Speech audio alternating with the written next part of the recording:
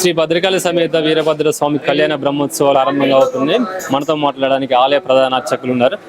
ఇక చెప్పండి, రేపటి నుంచి బ్రహ్మోత్సవాలు ప్రారంభంగా అవుతున్నాయి. స్వామివారి యొక్క కళ్యాణ వివరాలు ఎలా ఉన్నాయి? బ్రహ్మోత్సవాల వివరాలు.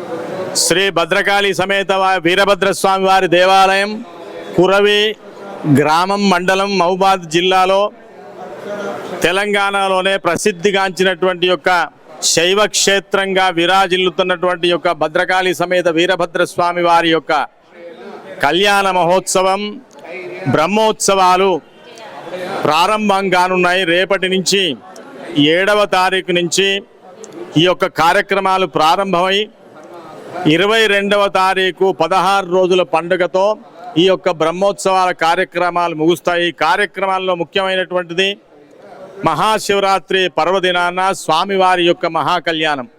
దానికి ముందు రోజు 7వ తారీఖు స్వామివారి యొక్క ఈ కార్యక్రమాల ప్రారంభానికి ముందు గణపతి పూజ, పుణ్యవాచనం, కంకణధారణ, దీక్షాధారణ, ఋత్విక్కరణ, తర్వాత అంకురారోపణ, ఆ తదనంతరం స్వామివారి యొక్క ఈ యొక్క క్షేత్రాన్ని ఇప్పటి వరకు జరిగినటువంటి విశేషాలను తెలుపుతూ ఆ స్వామివారి యొక్క కళ్యాణ మహోత్సవానికి, బ్రహ్మోత్సవానికి బ్రహ్మాది దేవతలను పిలవటానికై ఈ యొక్క స్వామివారి యొక్క వాహనమైనటువంటి యొక్క నందీశ్వరుణ్ణి ధ్వజపటాన్ని ఎగరవేయటం అంటారు.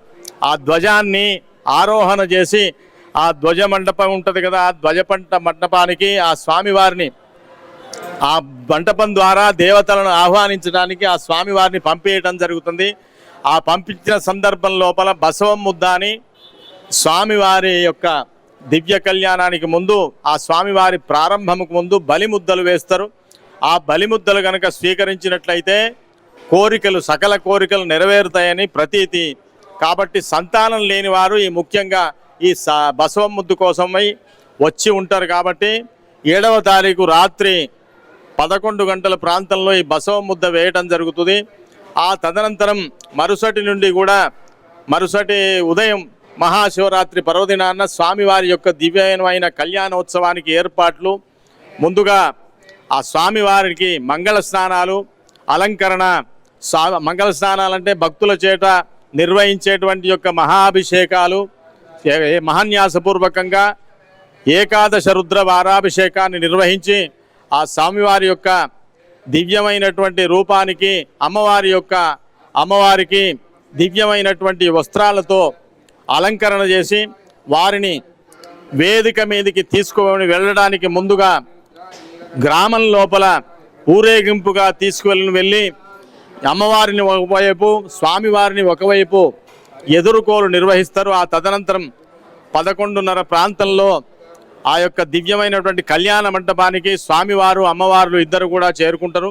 ఆ తదనంతరం ఆ కళ్యాణ మంటపంలో స్వామివారికి, అమ్మవారికి దివ్యమైనటువంటి కళ్యాణాన్ని నిర్వహిస్తారు. ఈ కళ్యాణ మహోత్సవంలో పాల్గొనడానికి మన రాష్ట్రం నుంచే కాకుండా ఇతర రాష్ట్రాల నుంచి కూడా అనేక మంది భక్తులు వచ్చి తరిస్తూ ఉంటారు. కాబట్టి ఈ యొక్క కళ్యాణాన్ని తిలకించడానికి మహాభక్తులు విచ్చేసి స్వామివారిని కళ్యాణ మహోత్సవంలో చూసి ఆనందపడి స్వామివారి యొక్క ఆశీర్వాదాన్ని తీసుకొని వెళ్తారు. ఆ తదనంతరం మరొక విశేషం ఏమిటంటే 11వ తారీఖు స్వామివారి యొక్క తెప్పోత్సవం. ఈ తెప్పోత్సవాన్ని గ్రామానికి సమీపంలో ఉన్నటువంటి యొక్క తటాకంలో నిర్వహిస్తారు. ఆ స్వామివారు, అమ్మవారు ఇద్దరు కలిసి ఆ విహారయాత్రగా ఆ పక్కనే ఉన్నటువంటి తటాకంలో విహరించడం, ఆ స్వామివారిని దివ్యమైన అలంకారంతో ఆ చెరువంతా కూడా విశేషంగా ఆ స్వామివారిని పయనింపజేసి మళ్ళీ స్వామివారిని, అమ్మవారిని తీసుకొని రావడం జరుగుతుంది. ఆ తదనంతరం మళ్ళీ ఒక విశేషం ఏమిటంటే 13వ తారీఖు స్వామివారి యొక్క రథోత్సవం. ఈ రథోత్సవం దివ్యంగా ఉంటుంది.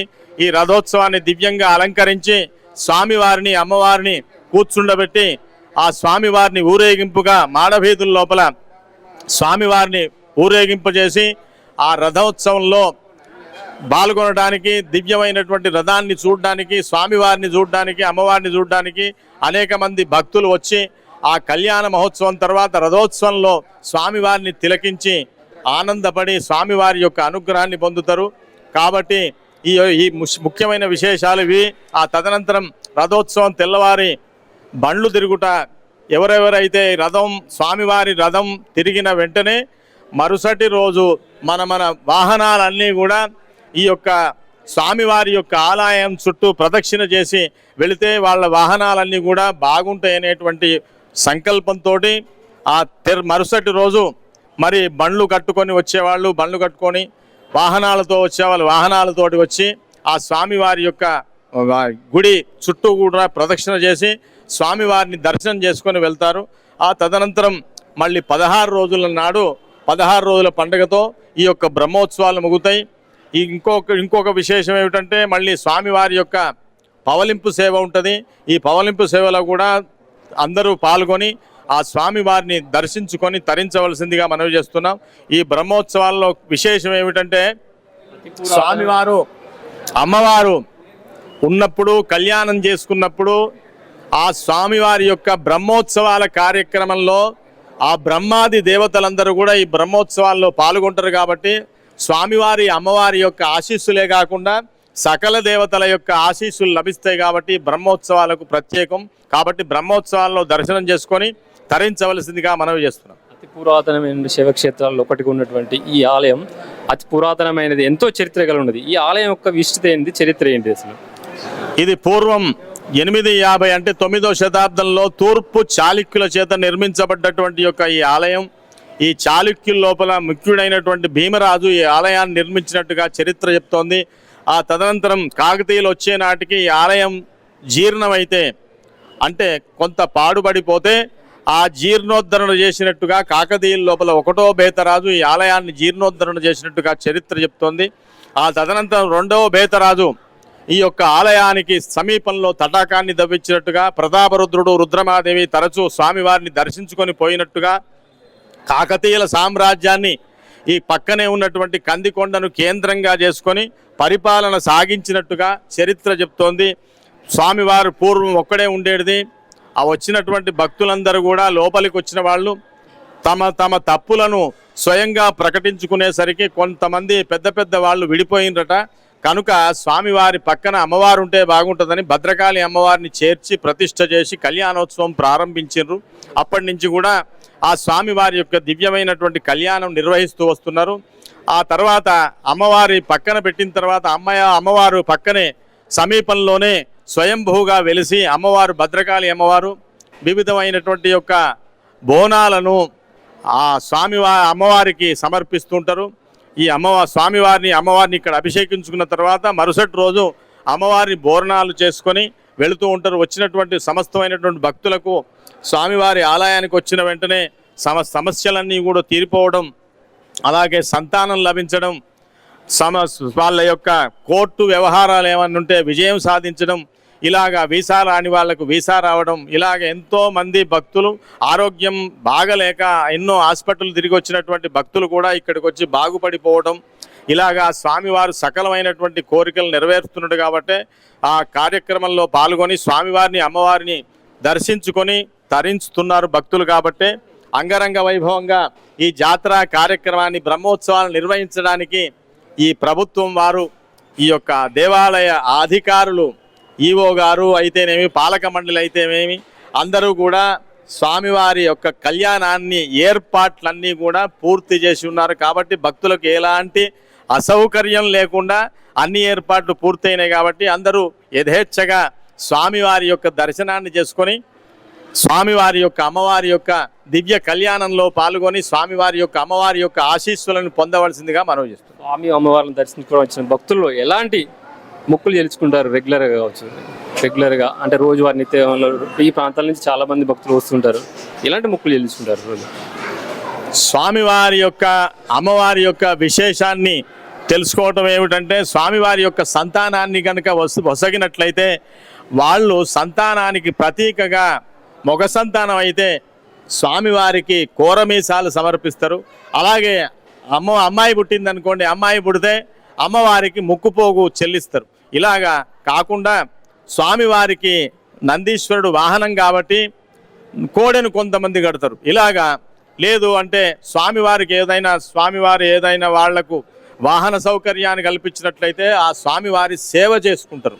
సేవ అంటే స్వామివారిని పల్లకీ సేవ, ఆ సేవ చేసుకుంటారు.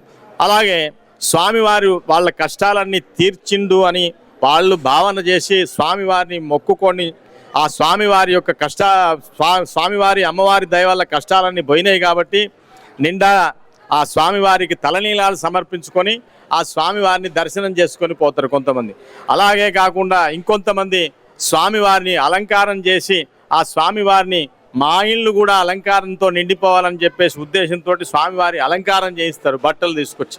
కొంతమంది స్వామివారికి విశేషంగా బంగారు మాలలు ఇట్లాంటి వాళ్ళ శక్త్యానుసారం తెచ్చి సమర్పించుకొని స్వామివారి యొక్క అనుగ్రహం వల్ల వాళ్ళకు ఉన్నటువంటి యొక్క సకల సమస్యలు తొలగిపోతున్నాయి కాబట్టి ఇలాంటి విశేషమైన మొక్కులు చెల్లించుకుంటాం. స్వామి అమ్మవారి యొక్క బ్రహ్మోత్సవాలే కాకుండా మిగతా రోజుల్లో ప్రత్యేకంగా ఉన్నటువంటి పూజ కార్యక్రమాలు ఎలా ఉంటుండే? ప్రత్యేకంగా ఏ పర్వదినాలలో ప్రత్యేక పూజలు నిర్వహిస్తారు స్వామి అమ్మవార్లకు?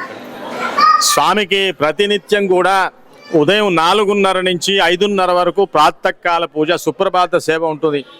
ఆ తదనంతరం 6:30 నుంచి కూడా 12 గంటల వరకు స్వామివారి యొక్క అభిషేకాలు నిర్వహిస్తారు. ఆ స్వామివారికి 12 గంటల తర్వాత స్వామివారికి అలంకారం చేస్తారు. అలంకారం అయిన తర్వాత స్వామివారికి 12:30కు మహానివేదన పూర్తి చేసి తీర్థ ప్రసాద వినియోగం అయిన తర్వాత 1 గంటకు ద్వారబంధనం అవుతుంది. ఆ తదనంతరం మరలా స్వామివారికి విశ్రాంతినిచ్చి ఆ తదనంతరం మళ్ళీ 3 గంటలకు మళ్ళీ స్వామివారి యొక్క దర్శనం కొనసాగుతుంది.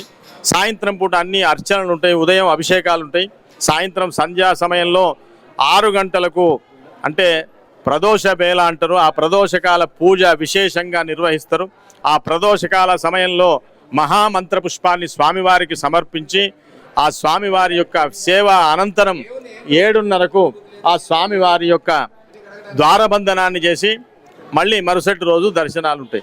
అలాగే ఈ యొక్క కార్యక్రమంలో భాగంగా స్వామివారిని విశేషించి వారానికి ఒకరోజు సోమవారం మాత్రమే పూర్ణాభిషేకం అంటే స్వామివారి యొక్క మొత్తం అభిషేకం ఉంటుంది. మిగతా రోజుల్లో పాదాల వరకు అభిషేకం చేస్తారు. ఎందుకంటే ఆ స్వామివారి యొక్క విగ్రహాన్ని తెచ్చేటువంటి పాలైతేనేమి, కొట్టేటువంటి కొబ్బరికాయలు అయితేనేమి, వీటన్నిటి వల్ల వివిధ రకాలైనటువంటి కెమికల్స్ వల్ల ఆ విగ్రహం ఛిద్రమవుతున్నటువంటి దృష్ట్యా ఈ నిర్ణయం తీసుకోవడం జరిగింది. భక్తులు గమనించి ఆ సోమవారం పెద్ద మొక్కు చెల్లించుకోవాలనుకున్నప్పుడు సోమవారం నాడు ఆ స్వామివారిని పూర్ణాభిషేకం చేసుకుంటే మంచిది. మిగతా రోజుల్లో పాదాభిషేకం చేసుకోవచ్చు.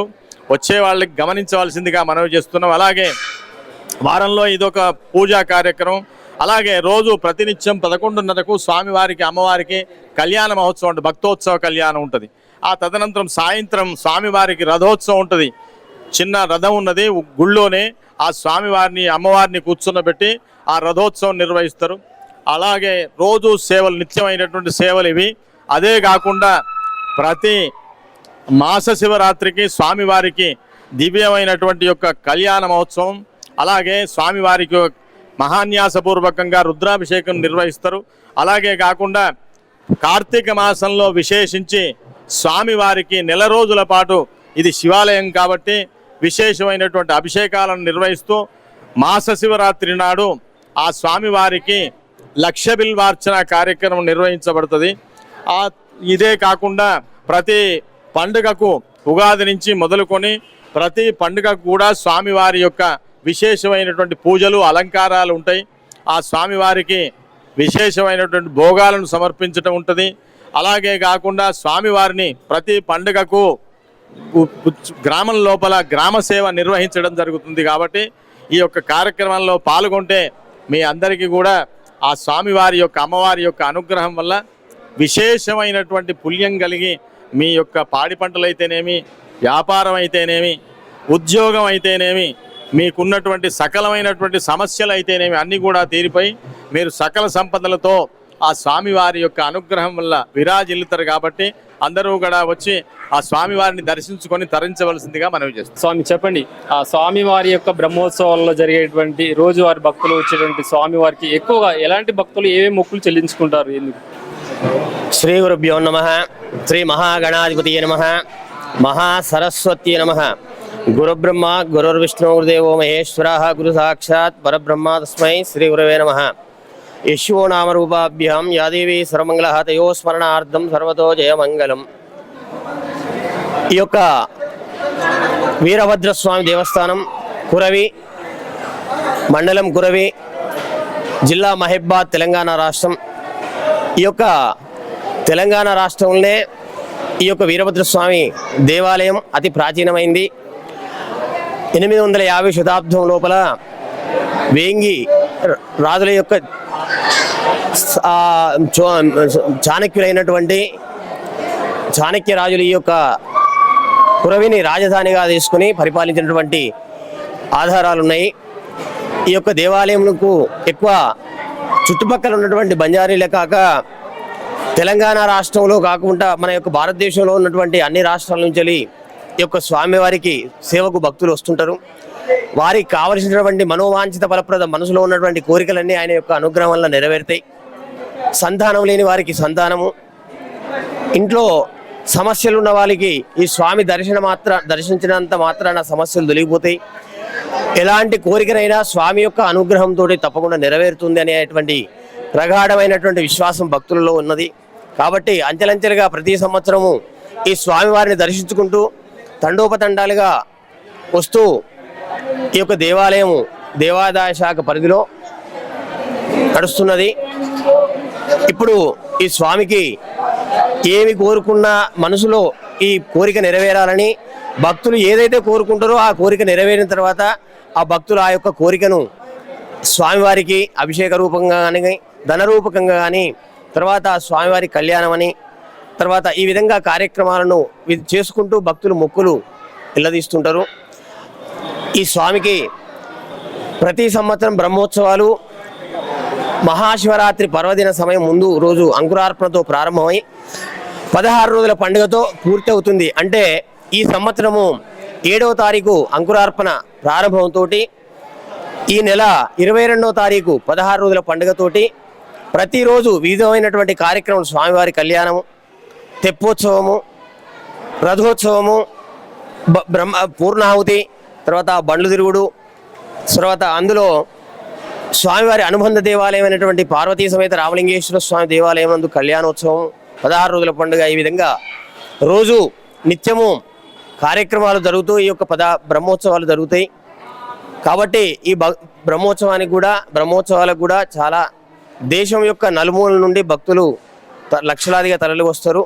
స్వామివారి యొక్క అనుగ్రహాన్ని పొందుతారని తెలియజేయడం. ఈ ప్రాంత ప్రజలుగా ఎక్కువగా ఆరాధించినటువంటి స్వామి అమ్మవార్లకు మంచి చరిత్ర ఉన్నది. శైవ క్షేత్రంలో ప్రధానమైనటువంటి ఆలయంగా ఉన్నది. ఈ ఆలయం యొక్క చరిత్ర ఏంటి, అసలు విశిష్టత, స్వామివారి యొక్క ప్రత్యేకమైన విశిష్టత ఏంటిది? ఈ స్వామివారు ప్రమథ గణాలలో అధిపతి అయినటువంటి ఈ యొక్క స్వామి వారికి కావలసినటువంటి ఈ యొక్క ఆలయం యొక్క చరిత్ర ఏందయ్యా అంటే, స్వామిని ఎవరైతే నమ్ముతారో సంతానం లేని వారికి సంతానాన్ని ప్రసాదిస్తాడు. తర్వాత ఆరోగ్యం బాగలేని వాళ్ళకు ఆరోగ్యాన్ని ప్రసాదిస్తాడు. తర్వాత ఇంట్లో ఇబ్బందులు ఉంటే ఆ ఇబ్బందులు కూడా ఈ యొక్క స్వామి యొక్క అనుగ్రహంలో నెరవేరుతాయి. కాబట్టి భక్తుల పాలిట కల్పవృక్షంగా ఏ కోరిన ఎలాంటి సమస్యనైనా తొలగిపోతుంది. ఈ స్వామిని దర్శించుకున్నంత మాత్రాన తొలగిపోతుంది అనేటువంటి భక్తుల లోపల ఆ నమ్మకం ఉంది. అదేవిధంగా స్వామి అనుగ్రహంతో వాళ్ళ యొక్క కోరికలన్నీ నెరవేరుతున్నాయి. ఇప్పటి వరకు స్వామి అనుగ్రహం వల్ల అందరూ క్షేమంగా ఉంటారు. ఈ భక్తులు తెలంగాణ రాష్ట్రమే కాకుండా దేశంలో అన్ని రాష్ట్రాల నుండి కూడా భక్తులు వస్తూ విశేషమైనటువంటి సేవలను ఆ స్వామికి చేసుకుంటూ వారి యొక్క ఆ కోరికలను అనుగ్రహిస్తున్నాడు. అందరి ఆ స్వామి యొక్క అనుగ్రహం వల్ల క్షేమంగా ఉంటున్నారు. బ్రహ్మోత్సవాలు జరిగే కార్యక్రమాలు పాల్గొని స్వామి వారి కృపా కటాక్షలు పొందాలని కూడా ఆలయ ప్రధాన అర్చకులు చెప్తున్నారు. కెమెరా పర్సన్ శ్రావంతో ఇంకా మహబూబాద్ జిల్లా నుంచి.